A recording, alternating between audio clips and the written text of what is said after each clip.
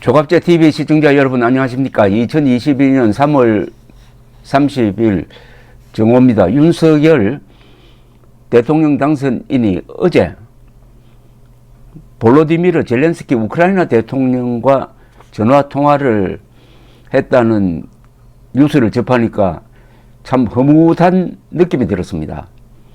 윤 당선인은 어제 오후 5시 젤렌스키 대통령과 통화를 하면서 양국 간 현안에 대해 논의했다고만 대변인실이 밝혔습니다. 구체적인 통화 내용은 공개할 수 없는 것이 지금 전시 상황이니까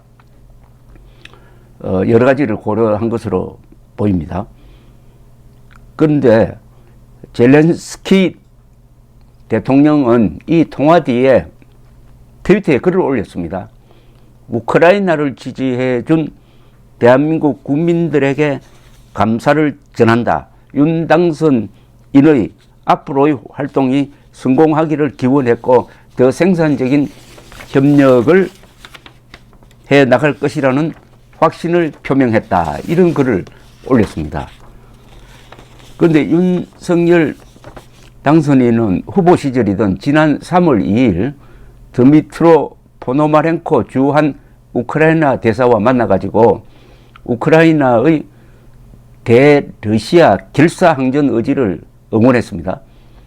그때 대한민국 정부도 우크라이나에 약간의 지원을 한 것으로 알고 있는데 그것 이외에 우크라이나 국민들이 전쟁 중에 어떤 물자나 생필품이 필요한지 말씀을 해 주시면 저희가 최선을 다하겠다고 약속했습니다. 그러니까 대통령이 되면은 적극적으로 우크라이나를 지원하겠다는 뜻을 밝혔습니다. 왜 이 두 사람의 통화가 흐뭇하게 생각되느냐 하면은 무엇보다도 1950년 남침당한 대한민국 국민이 결사항전했듯이 우크라이나도 러시아의 침공을 받고 결사항전하는 자유세계를 대신해서 싸운다는 이런 공통점이 있습니다. 더구나 그때도 소련이었고 지금도 소련입니다. 지금 러시아죠. 당시에 김일성을 앞세워 가지고 남침한 배후 세력 중에서 핵심이 지휘자가 바로 스탈린이었습니다. 스탈린과 푸틴 똑같은 러시아 독재자로부터 고통을 당하고 있다는 점에서도 같고 그때나 지금이나 자유세계가 단결해 가지고 한국과 우크라이나를 지원하는 점에서도 같습니다. 그런데 어제 통화 시점이 좀 좋았다는 느낌이 드는 것은 지난 한 이틀 동안 갑자기 우크라이나 정세가 바뀌었습니다. 지금 러시아 군이 이렇게 지금 설명을 했습니다. 우리의 전쟁 목표는 1차적으로 달성이 되었다. 앞으로는 키이우 근방에서는 활동을 줄이고 동쪽에서 집중하겠다. 사실은 이거는 키이우를 점령을 해가지고 정권을 뒤집고 꽁두카시 정권을 세우려고 했는데 그 목표에 실패했다는 이야기입니다. 상당히 지금 고전하고 있습니다. 러시아가 고전하고 있고 우크라이나군은 반격을 하고 있는데 어제는 또 이스탄불에서 휴전 협상이 진행되는데 상당히 진전이 있었어요. 러시아가 갑자기 좀 약하게 나옵니다. 푸틴과 젤렌스키 두 사람이 만나서 담판을 지어야 된다. 이런 이야기가 러시아 대표단 입에서 나오기 시작했습니다. 그래서 전세가 지금 바뀌고 있는 그 찰나에 통화가 이루어졌으니까 아마 젤렌스키 대통령도 기분이 좋았을 것으로 보입니다. 그런데 이 젤렌스키의 이런 히로이즘은 이번 우리나라 대선에 큰 영향을 주었습니다. 저는 윤 당선인이 젤렌스키에 대해서는 특별한 호감이라고 할까요? 그걸 가지고 있을 것이라고 봅니다. 그때 무슨 일이 있었는지 이 기억을 되살려 보면 아주 생생합니다. 그게 바로 러시아의 우크라이나 침공이 24일이었어요. 2월 24일인데 그때 한국에서는 무슨 일이 일어났느냐 하면은 2월 23일, 24일 문재인 정부가 300만 명의 자영업자들에게 방역 지원금을 10조를 뿌렸습니다. 10조. 100억 달러입니다, 이게.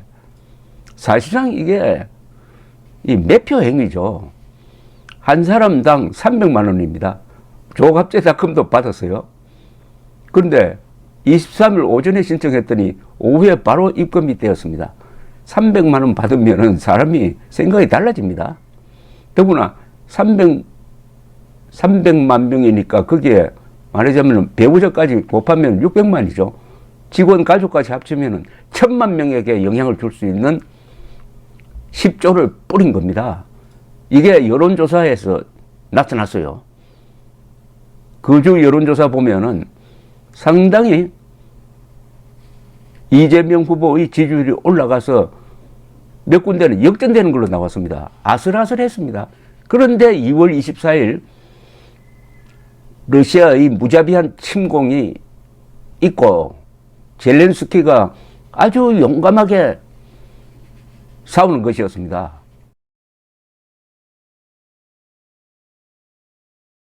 젤렌스키가 코미디언 출신이라고 해서 경멸했던 사람들이 깜짝 놀랄 정도로, 더구나 미국이 피신을 건의를 했을 때 딱 거절하면서 나는 무임승차하지 않는다. 우리에게 무기를 보내달라. 나는 죽어도 여기서 죽는다. 그리고 수시로 SNS를 통해서 연설을 하면서 이게 내가 살아있는 마지막 모습일지 모르겠다. 이렇게 세계를 감동시켰습니다. 그런데 그 찰나에 이재명 후보가 실언을 합니다. 그게 아마 2월 25일 밤 TV 토론으로 기억되는데, 그때 나와서 윤석열 후보를 공격하기 위해서 젤렌스키를 걸고 들어갑니다. 젤렌스키가 초보 정치인이라서 괜히 푸틴을 자극해가지고 전쟁을 불러들였다. 이게 막 국내에서뿐만 아니라 외국에서도 조롱의 대상이 되었습니다.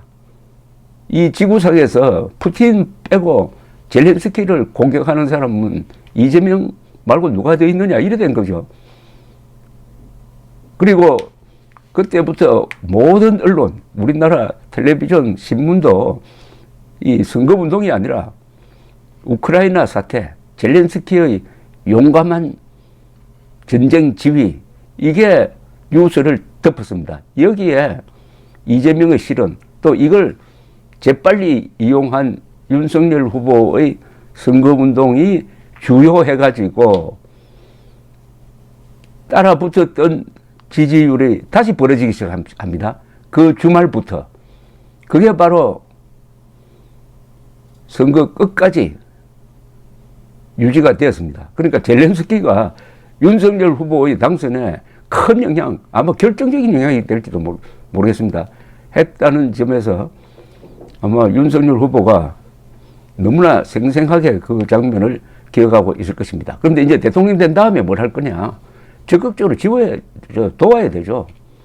우리는 뭐 미국이 주도하니까 대러시아 제재는 참여하고 있습니다만은 지금 우크라이나에 우리도 이제 무기를 대줘야 합니다. 우리가 방위 산업이 상당히 세잖아요.